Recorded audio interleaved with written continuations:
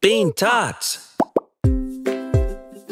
Selamat datang ke Keajaiban UNESCO. Hari ini kita akan cuba sesuatu yang istimewa di Singapura. Inilah pusat penjajah atau hawker center, tempat yang penuh dengan makanan sedap di mana orang ramai datang makan, ketawa dan nikmati juadah tempatan yang hebat.